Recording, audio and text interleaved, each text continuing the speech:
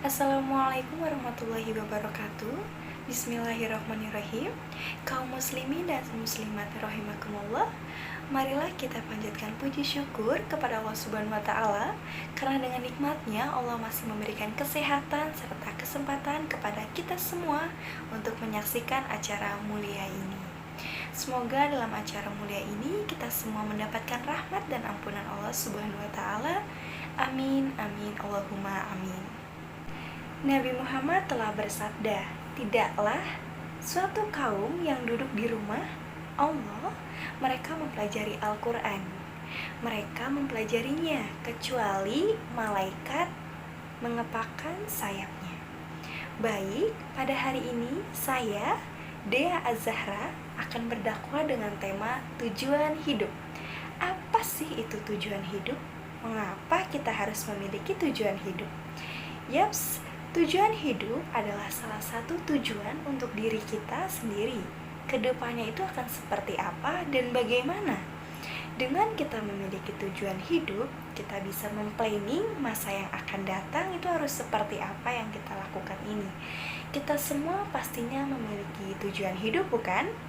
Tujuan utama kita diperintah untuk melaksanakan ibadah siam itu adalah Allah Subhanahu wa taala yang telah menegaskan di penghujung Al-Qur'an surat Al-Baqarah ayat 183.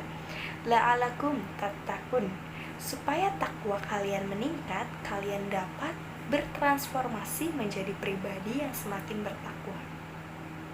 Takwa itu diksi serta derivasinya. Dalam Al-Quran setidaknya itu disebutkan sebanyak 115 kali. Dari cabangnya itu sangat beragam. Di antara sekian banyaknya makna takwa, itu ada yang terkait erat yang dengan bertunjuk Allah yang menginginkan manusia itu mengetahui tujuan hidupnya. Apa sih sesungguhnya dijalani manusia itu di muka bumi ini itu? Kemana dia akan kembali? Seperti apa dia merencanakan kurikulum pada hidupnya, dari mulai berkehidupan balik itu sampai kembali lagi kepada Allah Subhanahu wa taala. Pada Al-Quran surat Al-Zirot ayat 56 itu menyebutkan, "Aku tidak menciptakan jin dan manusia melainkan agar mereka beribadah kepadaku."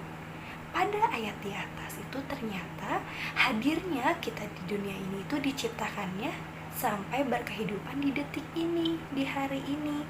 Tujuan pokoknya ialah untuk menghamba kepada Allah Subhanahu wa taala. Jadi, antara sekian seorang status yang melekat kepada kita itu sampai hari ini, malam ini adalah di hadapan Allah, yaitu kita hanya sebagai seorang hamba. Kita ini hamba. Jadi, ayat tersebut bukan hanya sekedar memberikan isyarat tujuan kita berkehidupan di dunia, melainkan menunjukkan identitas kita kepada Allah Subhanahu wa taala sebagai hambanya. Dan karena inilah kita tercipta. Dalam Al-Quran Al-Baqarah itu menyebutkan, "Apabila hamba-hambaku bertanya kepadamu, wahai Muhammad, tentang diriku, aku sesungguhnya aku dekat.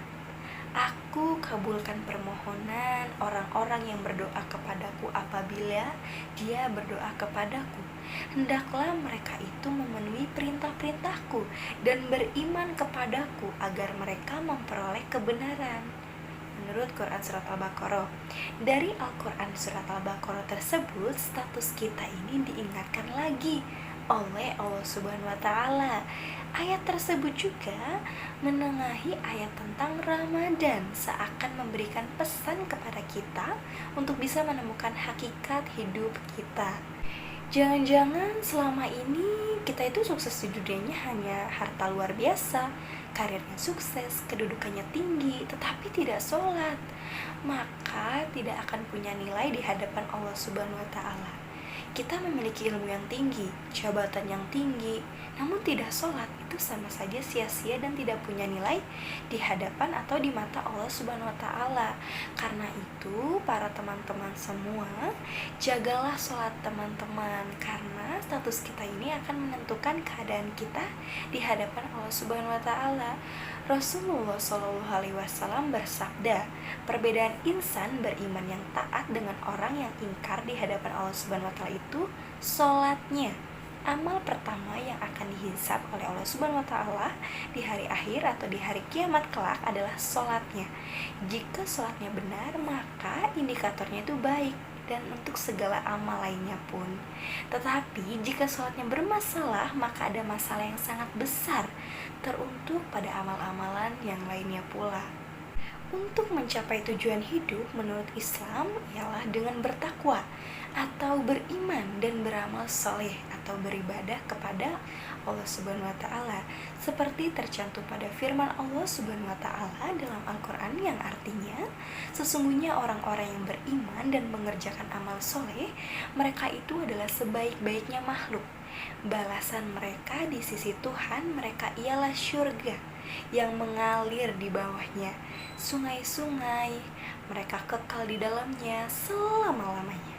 Allah ridho terhadap mereka dan mereka pun ridho kepadanya. Yang demikian itu adalah balasan atau bagi orang yang takut kepada Tuhannya.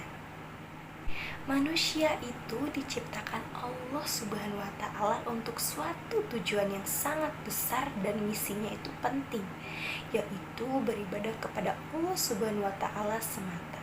Singkatnya, Allah Subhanahu wa taala telah membimbing manusia kepada tujuan hidup yang itu beribadah kepadanya dan mencari keriduannya. Pada Al-Quran, hal ini ialah salah satu cara terbaik untuk mengetahui cara-cara di mana seseorang dapat memenuhi tujuannya untuk menyenangkan Allah Subhanahu wa taala dan memberi makna pada hidupnya. Alasan utama mencipta kita adalah ibadah. Kita harus memenuhi tujuan hidup kita ini dengan mengikuti perintah-perintah Allah Subhanahu wa taala yang telah diberikan dalam Al-Quran. Contoh saja, saya bercita-cita menjadi seorang dokter. Nah, itu tujuan hidup saya. Dengan belajar bersungguh-sungguh dan berusaha serta berdoa kepada Allah Subhanahu wa taala, itu akan membuat keinginan kita tercapai. Karena cita-cita adalah impian semua orang yang ingin digapai di masa yang akan datang. Alhamdulillah, rangkaian acara hari ini telah selesai. Terima kasih kepada semua teman-teman yang sudah menonton hingga selesai. Mohon maaf bila mana salah kata dan menyinggung perasaan hati Anda. Sekian, terima kasih. Wabillahi taufiq wal hidayah. Wassalamualaikum warahmatullahi wabarakatuh.